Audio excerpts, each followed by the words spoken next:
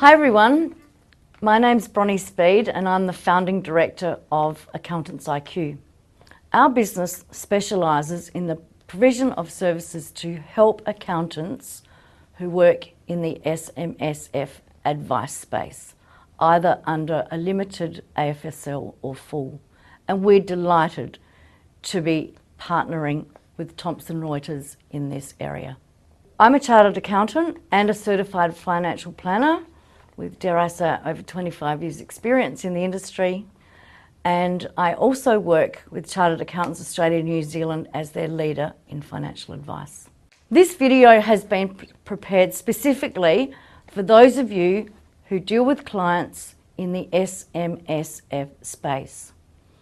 We will be covering off regulatory activity that has occurred recently.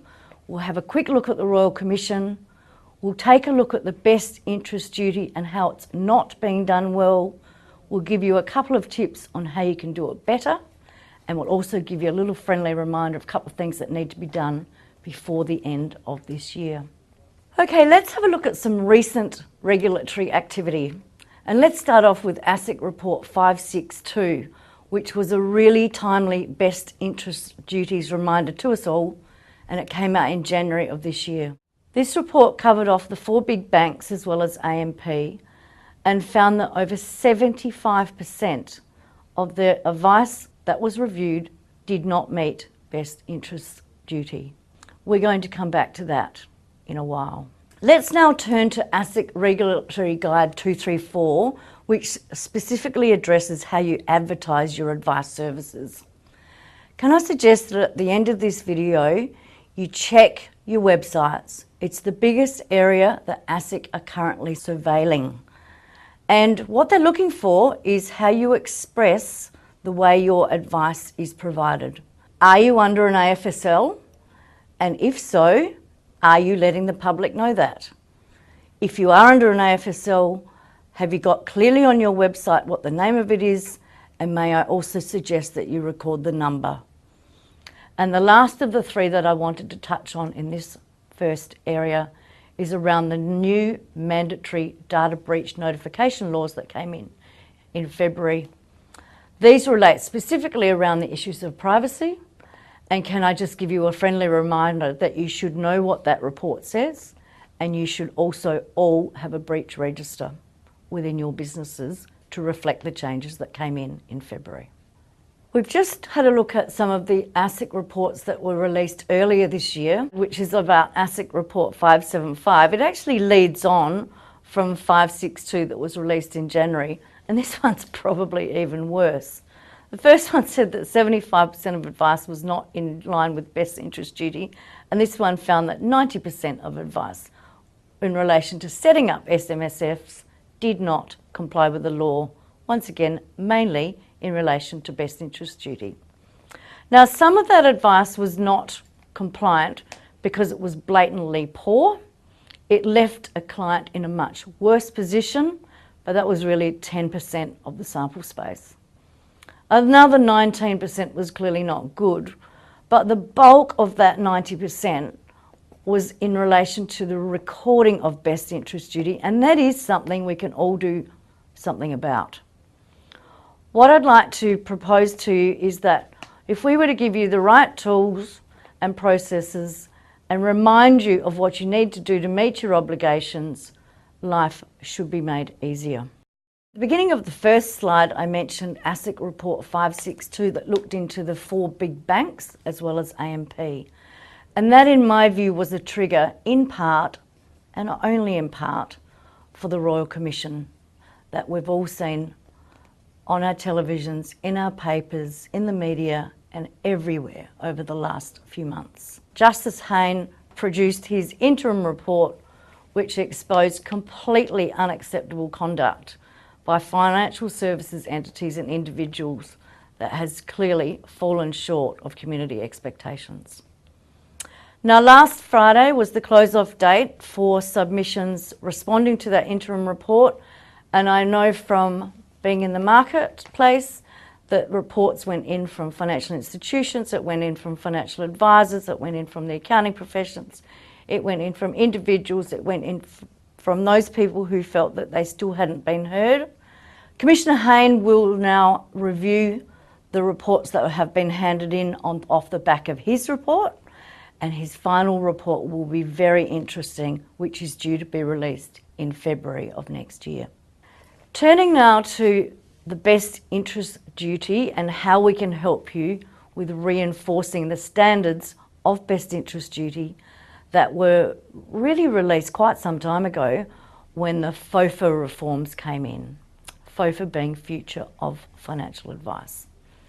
Now, given we've seen in the ASIC reports how many best interest duty requirements have not been met properly, I thought it might be a good option to just take a couple of minutes to provide some suggestions for you of how you might be able to tighten up in this area.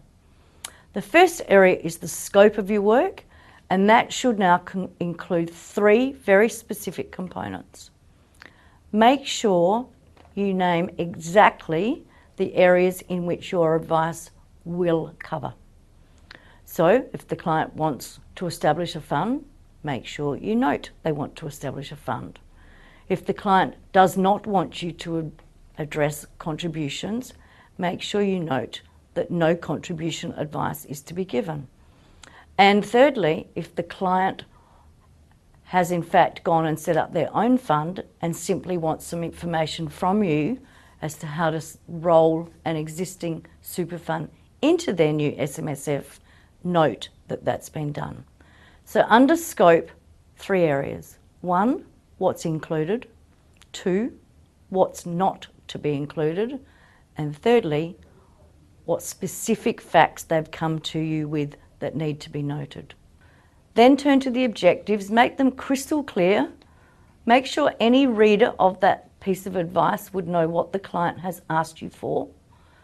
Go through your recommendations, go through your strategy, and at the end of your recommendations, please make very clear why your recommendations are in the client's best interests.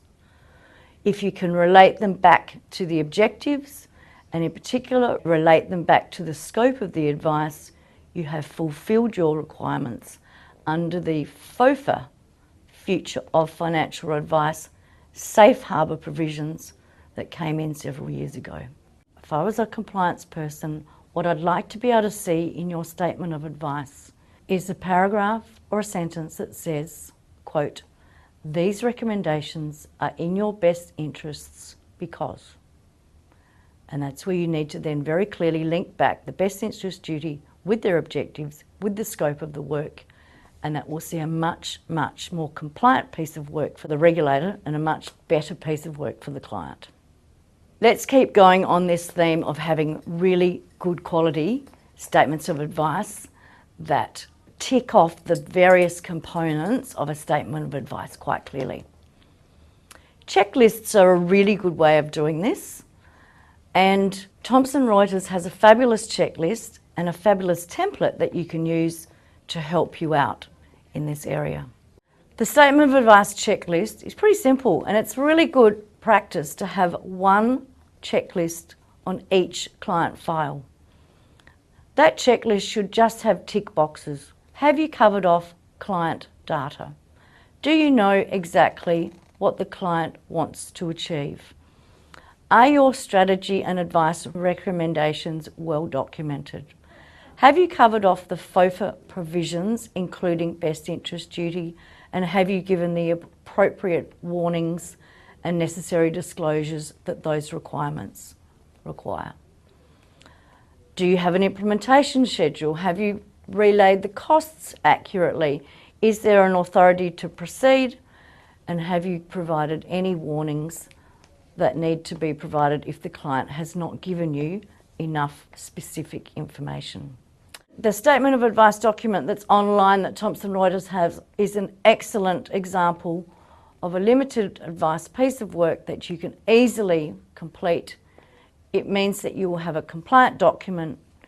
It has data feeds from those of you who have existing clients with the Thomson Reuters systems, and it means that both the client can be rest assured they have an accurate piece of work, and you can be rest assured that if the regulator comes knocking, you'll be okay. The last slide I'd like to touch on today is one in relation to FASEA. And FASEA has been in the press, in the marketplace, in our thoughts, in our minds. They come into play on the 1st of January next year, and they cover areas in terms of education, exams, CPD, training, what you have to do with foreign qualifications. But the one I'd like to bring up today for you is about the Financial Advisor Register. Now, we have been talking to our clients for months and months and months about getting onto the Financial Advisor Register. And I know some of you have thought, I'll get to it when I can. However, the ramifications of not being on it by the 1st of January next year are significant. And what I suggest you do, as well as going back and having a look at your websites at the end of this session, as well as going back and having a look at some of your advice pieces to check off your best interest duty at the end of this session, I'd like you to have a look around the office and see who is not yet on that Financial Advisor Register. For if you don't, next year you will be finding that those who wish to get onto the register will have to do additional study. And what's more inconvenient for your business is that you will have to provide them with 1,000 hours of mentored training. And if anyone's close to getting onto the register, the difference therefore between being on it at the 31st of December versus on it on the 1st of January is huge.